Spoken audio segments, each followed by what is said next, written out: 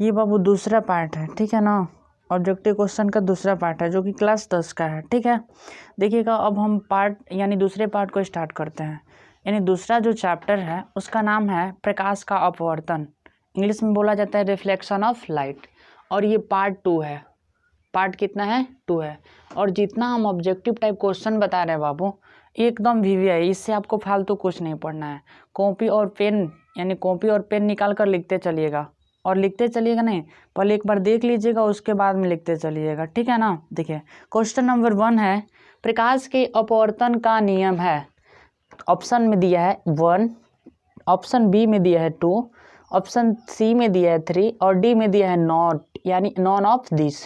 तो आपके पास में प्रकाश का जो अपवर्तन का नियम होता है वो होता है 2। प्रकाश के अपवर्तन का कितना नियम होता है? 2 होता है, ठीक है। देखिएगा दूसरा नंबर क्वेश्चन है, किसी उत्तल लेंस की फोकस दूरी हमेशा होती है। तो बाबू उत्तल लेंस की फोकस दूरी जो होता है हमेशा पॉजिटिव होता है। क्या होता है? हमेशा पॉजिटिव। यानी ऑप्शन नंबर क्या हो जाएगा? ए हो जाएगा। अगला नंबर क्वेश्चन है तीसरा, 1 मीटर फोकस दूरी वाले उत्तल लेंस की क्षमता होगी। 1 मिनट थोड़ा सा रफ पे देखिएगा, ये न्यूमेरिकल्स टाइप क्वेश्चन है। देखिएगा यानी कि 1 मीटर फोकस दूरी, जो आपके पास में फोकस दूरी दिया है, फोकस दूरी यानी एफ बराबर दिया है 1 मीटर, और बोल रहा है कि क्षमता ज्ञात कीजिए, पी बराबर वाट। तो यहाँ पे देखिएगा बाबू, आपको पता है कि पी बराबर होता है 1/f। पी बराबर 1/d कितना होता है? एफ। तो पी यानी पावर निकालना है, लेंस की क्षमता आपको निकालना है 1 अब बाई फोकस दूरी कितना दिया है? 1 मीटर। तो यहाँ पे कितना हो जाएगा? P बराबर 1/1 कटेगा तो कितना बचेगा? 1। और लेंस की क्षमता का जो एसआई मात्रक होता है क्या होता है? डायोप्टर होता है, इसलिए 1D हो जाएगा। यहाँ पे कितना हो जाएगा? 1D, option number B. अगला नंबर चौथा नंबर क्वेश्चन है, 2 डायोप्टर क्षमता वाले लेंस का फोकसांतर होगा। मतलब कि डायोप्टर यानी क्षमता इसमें 2D दिया है। तो यहाँ पे थोड़ा सा समझिएगा, यहाँ पे P बराबर कितना दिया है? 2D दिया है, ठीक है ना। बोल रहा है आपसे F ज्ञात करने के लिए, फोकसांतर ज्ञात करने के लिए। तो आपको पता है यही सूत्र लगेगा, P बराबर हो जाएगा 1/f। तो यानी कि क्षमता इसमें दी है 2 डायोप्टर बराबर 1/f, ठीक है। देखिएगा अगर इसको मल्टीप्लाई कीजिएगा तो 2f बराबर कितना हो जाएगा? 1, अर्थात f बराबर 1, ठीक है। और यहाँ पे बट्टे में कितना हो जाएगा? मल्टीप्लाई है तो इधर डिवाइड में 2। 1 मिनट थोड़ा सा समझिएगा, डायोप्टर में कब होता है लेंस की क्षमता? डायोप्टर में दिया रहता है, इसका मतलब कि वो मीटर में होगा, और ऑप्शन आपका दिया है सेंटीमीटर में, इसलिए इसको सेंटीमीटर में चेंज कर दो तो 50 हो जाएगा। यानी एफ बराबर कितना हो जाएगा? 50 सेंटीमीटर, ठीक है। Option number D. अगला 5वां नंबर क्वेश्चन है, जब प्रकाश की किरण हवा से कांच में प्रवेश करती है तो मुड़ जाती है। एक बात थोड़ा सा समझिएगा, ऑप्शन नंबर ए दिया है अभिलंब से दूर, ऑप्शन बी में दिया है अभिलंब के निकट, ऑप्शन सी में दिया है अभिलंब के समांतर, डी में दिया है नोट। 1 मिनट थोड़ा सा देखिएगा इसको भी रफ के माध्यम से समझ लेते हैं। ये हो गया आपका हवा और ये हो गया आपका जल। थोड़ा सा बात को समझिएगा, हवा जो होता है आपको पता है कि विरल माध्यम है, विरल माध्यम, हवा विरल माध्यम होता है। जबकि यहाँ पे देखिएगा बाबू, जबकि ये जो जल होता है सघन माध्यम होता है, सघन माध्यम। एक बात थोड़ा सा समझना, जब अब यहाँ पे प्रकाश की किरण जो है ये क्या है बोलिएगा तो हवा से, और हवा से किस में प्रवेश करती है? जल से। तो जब हवा से जल से में प्रवेश करती है तो ये अभिलंब की ओर मुड़ जाती है, अभिलंब की ओर क्या होती है? मुड़ जाती है, ठीक है ना। यानी कि हवा से जब कांच में प्रवेश करेगी या जल में प्रवेश करेगी तो किसके तरफ में मुड़ेगी? अभिलंब के तरफ में, ठीक है ना। तो अभिलंब के निकट होगी, ठीक है। ऑप्शन नंबर हो जाएगा आपके पास में बी। यानी कि आपके पास में जो 6ठा नंबर क्वेश्चन है वो है, फोटोग्राफी कैमरे का अभिदृश्यक होता है। ऑप्शन ए में दिया है उत्तल लेंस, ऑप्शन बी में दिया है अवतल लेंस, ऑप्शन सी में दिया है उत्तल दर्पण, ऑप्शन डी में दिया है अवतल दर्पण। यानी फोटोग्राफी कैमरा का जो अभिदृश्यक होता है ना बाबू, वो होता है उत्तल लेंस। कौन सा लेंस होता है? उत्तल lens, option number A. 7 number question है, इंद्रधनुष का बनना किस परिघटना पर आधारित है? तो इंद्रधनुष का जो बनना होता है ना, ये परिघटना बाबू प्रकाश के वर्ण विक्षेपण पर आधारित होता है, डिस्पर्शन ऑफ लाइट। इस प्रकार आपके पास में ऑप्शन नंबर क्या हो जाएगा? सी। क्लियर है ना। 8वें नंबर क्वेश्चन है, देखिएगा 8 नंबर क्वेश्चन, किसी माध्यम के अपवर्तनांक का मान होता है। यानी ऑप्शन ए में दिया है साइन आर, ऑप्शन बी में दिया है साइन आई बटा साइन आर, ऑप्शन सी में दिया है sine i multiply sine r and D number option दिया है साइन आई प्लस में साइन आर। तो एक बात थोड़ा सा समझिएगा, ये माध्यम में अपवर्तनांक जो होता है, तो स्नेल का दूसरा नियम आपको पता होगा कि म्यू बराबर sine i by sine r होता है, मतलब जिसमें कि ऑप्शन नंबर क्या हो जाएगा साइन आई बटा में साइन आर, क्योंकि ये जो म्यू होता है ना बाबू, ये नियतांक होता है, स्नेल का दूसरा नियम होता है, ठीक है ना। और आपसे यहाँ पे ये भी क्वेश्चन पूछा जा सकता है कि स्नेल का नियम होता है तो साइन आई बटा में साइन आर, ठीक है। अगला नंबर क्वेश्चन, अगला नंबर जो क्वेश्चन होगा वो होगा क्वेश्चन 9। थोड़ा सा बात को समझिएगा, थोड़ा सा बात को समझना बाबू।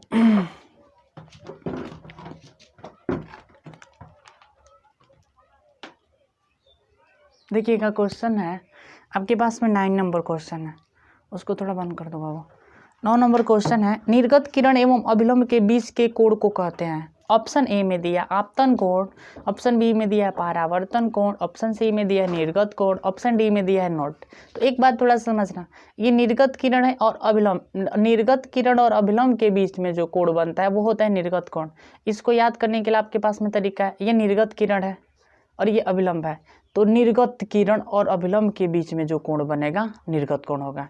जैसे कि एक बात थोड़ा सा समझिएगा, अब ये आपके पास में आपतित किरण है, ये आपतित किरण है और ये हो जाएगा अभिलंब है, ठीक है ना। तो यहाँ पे क्या होगा बाबू कि आपतित किरण और अभिलंब के बीच में जो कोण बनता है वो होता है आपतन कोण, आ से आपतन कोण, तो नी से क्या हो जाएगा निर्गत कोण, ठीक है ना। ऑप्शन नंबर हो जाएगा सी। देखिएगा अगला नंबर क्वेश्चन है 10वां नंबर, अवतल लेंस का आवर्धन बराबर होता है। अवतल लेंस का आवर्धन जो होता है, ऑप्शन नंबर ए में दिया है u by v, option B में दिया है यू वी, ऑप्शन जो आपके पास में सी है यू प्लस में भी, ऑप्शन डी है भी बटा में यू। एक मिनट थोड़ा सा बात को समझिएगा, ये जो भी होता है ना बाबू, वस्तु यानी कि प्रतिबिंब की दूरी होता है, प्रतिबिंब की दूरी होता है, ठीक है ना। और ये जो यू होता है वो वस्तु की दूरी होता है, ठीक है। तो ऑप्शन नंबर हो जाएगा डी। अगला नंबर 11 नंबर क्वेश्चन है, देखिएगा स्पेक्ट्रम प्राप्त करने के लिए किसका उपयोग किया जाता है भाई। ऑप्शन ए में दिया है कांच की सिल्ली, ऑप्शन बी में दिया अवतल दर्पण, ऑप्शन सी में दिया उत्तल लेंस, ऑप्शन डी में दिया है प्रिज्म। हाँ तो एक बात थोड़ा सा समझिएगा, स्पेक्ट्रम जब प्राप्त किया जाता है ना, जब प्रकाश की किरण किसी प्रिज्म पे पड़ती है तो वो 7 रंगों में विभक्त हो जाती है, और यह जो घटना होता है प्रकाश का वर्ण विक्षेपण होता है, मतलब कि प्रिज्म से ही स्पेक्ट्रम प्राप्त किया जाता है। ऑप्शन नंबर हो जाएगा डी। क्लियर है। 12 नंबर क्वेश्चन है, सरल सूक्ष्मदर्शी में किसका उपयोग होता है। तो सरल सूक्ष्मदर्शी में उत्तल लेंस का उपयोग किया जाता है, या आप लोगों का यानी मानव का जो नेत्र होता है उसमें भी उत्तल लेंस होता है, ठीक है ना। देखिएगा ऑप्शन नंबर हो जाएगा डी। 13 नंबर क्वेश्चन है, प्रिज्म से प्रकाश की कौन सी परिघटना होती है बाबू। अभी जस्ट हमने क्वेश्चन में बताया पिछले वाले क्वेश्चन में कि प्रिज्म से जब प्रकाश की किरण, ये प्रिज्म देखिएगा, ये प्रकाश की किरण है, ये प्रिज्म पर पड़ रही है, तो पहले नंबर की ये प्रिज्म के अंदर होगा अपवर्तन की घटना होगा, ठीक है।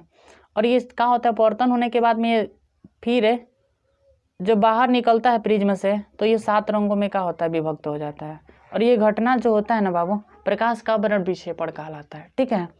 ऑप्शन नंबर हो जाएगा सही, ठीक है। 14 नंबर क्वेश्चन है, लेंस सूत्र होता है। आपको पता है कि दर्पण सूत्र जो होता है 1/f बराबर होता है 1/b प्लस में 1/u। तो लेंस सूत्र जो होता है यहाँ पे प्लस के जगह यहाँ पे माइनस हो जाता है, तो 1/b माइनस 1/u। क्लियर है।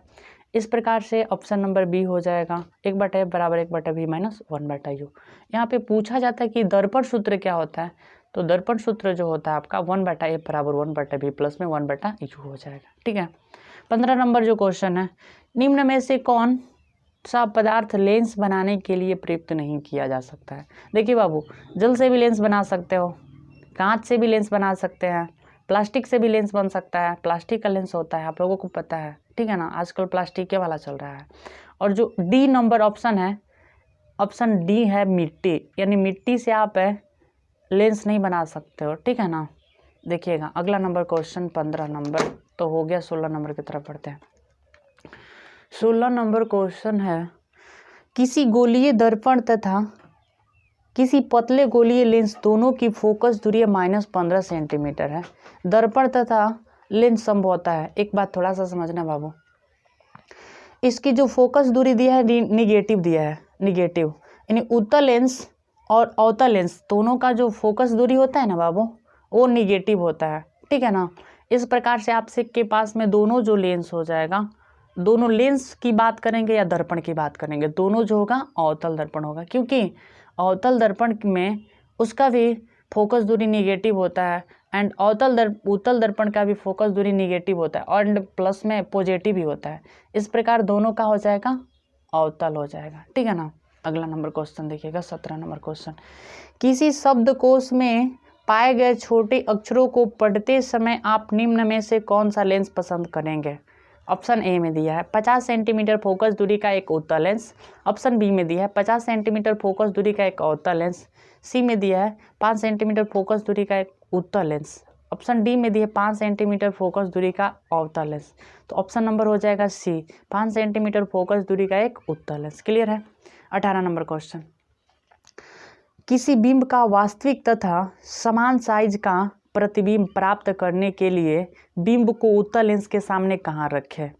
ऑप्शन ए दिया है लेंस के मुख्य फोकस पर, ऑप्शन बी दिया है फोकस दूरी को दोगुनी दूरी पर, ऑप्शन सी में दिया अनंत पर, डी में दिया है लेंस के प्रकाशिकी केंद्र तथा मुख्य फोकस के बीच। तो ऑप्शन नंबर हो जाएगा आपके पास में से, ठीक है ना। अगला number question, 20 number question. Lens की क्षमता कैसे मात्रक होता है। लेंस की क्षमता कैसे मात्रक क्या होता है बाबू, डायोप्टर होता है। सारा क्वेश्चन जो है ना वो वीवीआई है, सबको आप लोग नोट कर लीजिएगा बट एक बार देखने के बाद। 21 नंबर क्वेश्चन है, पानी से भरी बाल्टी की गहराई कम मालूम पड़ने का कारण है। देखिएगा, ऑप्शन नंबर ए में दिया प्रकाश का परावर्तन, ऑप्शन बी में दिया प्रकाश का अपवर्तन, ऑप्शन सी में दिया प्रकाश का वर्ण विचलन, डी में दिया है नोट। तो एक बात थोड़ा सा समझना बाबू, पानी से भरी बाल्टी की गहराई कम होना या पानी में रखा हुआ सिक्का का ऊपर उठा हुआ प्रतीत होना, ये होता है प्रकाश का अपवर्तन के कारण। किसके कारण, प्रकाश के अपवर्तन, मतलब ऑप्शन नंबर प्रकाश का अपवर्तन होगा, ऑप्शन नंबर जो बी होगा, ठीक है ना।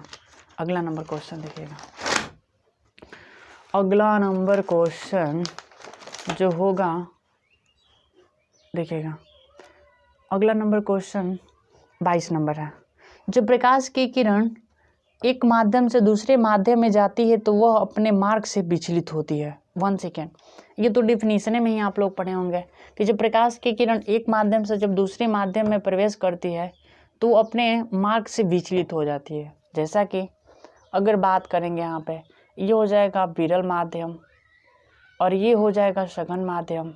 तो आपके पास में दूगो माध्यम होगा, ये एक माध्यम है, ये भी एक माध्यम है। मतलब एक माध्यम से जब दूसरे माध्यम में जाता है, विरल माध्यम में रहेगा तो इसका तीव्र गति होगा, जबकि सघन माध्यम में डायरेक्टली रूप से प्रवेश करेगा तो उसका जो चाल होगा वो तो डायरेक्ट कम हो जाएगा। मतलब कि जब विरल माध्यम से सघन माध्यम में जाती है, इसका मतलब कि जब प्रकाश की किरण एक माध्यम से दूसरे माध्यम में जाती है तो वो अपने मार्ग से विचलित हो जाती है और यह घटना जो होता है कहलाता है प्रकाश का अपवर्तन। क्या कहलाता है, प्रकाश का अपवर्तन। इस प्रकार ऑप्शन नंबर हो जाएगा बी। 23 नंबर क्वेश्चन है, 23 नंबर क्वेश्चन को डिलीट कर दीजिएगा। 24 नंबर क्वेश्चन वो गलत हमको दिख रहा है। किसी लेंस को अपसारी लेंस कहा जाता है। किस लेंस को अपसारी लेंस कहा जाता है बाबू, तो अवतल लेंस को अपसारी लेंस कहा जाता है। अवतल लेंस को अपसारी लेंस कहा जाता है, जबकि उत्तल लेंस को अभिसारी लेंस कहा जाता है। दोनों में क्वेश्चन पूछा जाता है, आप लोग थोड़ा सा समझिएगा। अपसारी लेंस की बात करेगा तो अवतल, अभिसारी लेंस की बात करेगा तो उत्तल, ठीक है ना। 26 नंबर क्वेश्चन है, लेंस कितने प्रकार का होता है। लेंस जो होता है बाबू वो 2 प्रकार का ही होता है, एक उत्तल लेंस होता है एंड एक दूसरा अवतल लेंस, ठीक है ना। तो आपके पास में ऑप्शन नंबर का हो जाएगा बी 2। 27 नंबर क्वेश्चन है, प्रिज्म कुल कितने सतहों से घिरा होता है। प्रिज्म कुल कितने सतहों से घिरा होता है, 5 सतहों से। कितने सतहों से, 5। देखिएगा एक प्रिज्म है, देखिए ये प्रिज्म है ना बाबू, प्रिज्म है। प्रिज्म जो होता है कितने सतहों से घिरा होता है, 5 को। कितने सतहों से, 5। अब देखिएगा कौन कौन सा सतह है, एक ई वाला सतह है 1, एगो ये वाला है 2, एगो हई वाला है बचवा, तो कौ गो हो जाएगा 3 गो। एगो हेने त्रिभुजवा बन रहा है 3 1 4, एगो हई त्रिभुज 5 को, मतलब कुल कितने सतह होते हैं 5। अब देखिएगा इसमें से क्वेश्चन भी बना सकता है। देखिए कैसे क्वेश्चन बनाएगा कि प्रिज्म में कुल कितने चतुर्भुज होते हैं, कुल कितने चतुर्भुज कितने होते हैं। तो आपको समझना है एगो ई चतुर्भुज है, एगो ई चतुर्भुज है दूगो, एगो ई वाला बाबू है, तो चतुर्भुज की संख्या कितनी हो जाएगी 3। क्वेश्चन बना दिया जाएगा, पूछ लिया जाएगा। और ट्राइंगल की संख्या कितनी है, एगो ई ट्राइंगल होगा, एगो ई ट्राइंगल होगा, तो एगो दूगो, ठीक है ना। तो आपके पास में 3 2 5, एक प्रिज्म जो होता है 5 सतहों से घिरा होता है। तो अगला नंबर क्वेश्चन है, देखिए प्रिज्म में कुल कितने त्रिभुज होते हैं। तो प्रिज्म में कुल कितने त्रिभुज होते हैं, तो ऑप्शन नंबर हो जाएगा आपके पास में 2, जैसा कि हमने बताया अभी जस्ट डॉक कॉपी पे। 29 नंबर क्वेश्चन, प्रिज्म में कुल कितने चतुर्भुज होते हैं, तो ऑप्शन नंबर सी हो जाएगा, ठीक है 3।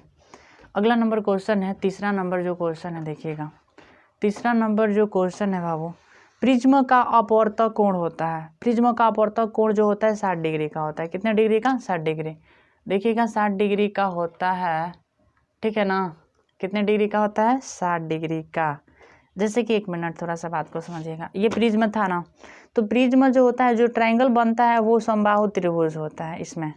इसलिए आपको बोला जाता है कि याद करने के लिए तरीका है कि ये समबाहु त्रिभुज है, तो समबाहु त्रिभुज है तो अपवर्तक कोण कितना डिग्री का होगा, 90 डिग्री का, ठीक है। तो आपके पास में कितना, 60 डिग्री, कितना डिग्री, 60 डिग्री का होगा।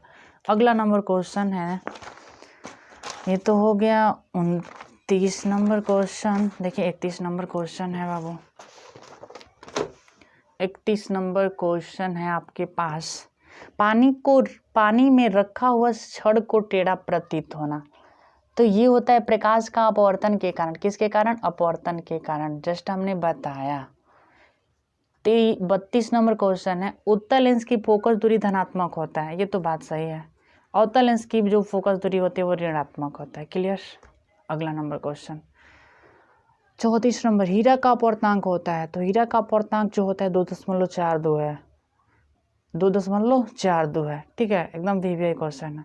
35 नंबर क्वेश्चन है, पानी से भरी बाल्टी की गहराई कम मालूम पड़ना। ये भी होता है प्रकाश के अपवर्तन के कारण। मतलब कि प्रकाश के अपवर्तन जो आपका चैप्टर चालू है, इससे जो भी घटना होगा वो भी मार दीजिएगा एकदम प्रकाश के अपवर्तन के कारण, ठीक है ना। 36 नंबर क्वेश्चन है, जल का अपवर्तनांक होता है। तो जल का अपवर्तनांक कितना होता है, 1.33 होता है, 1.33। क्लियर।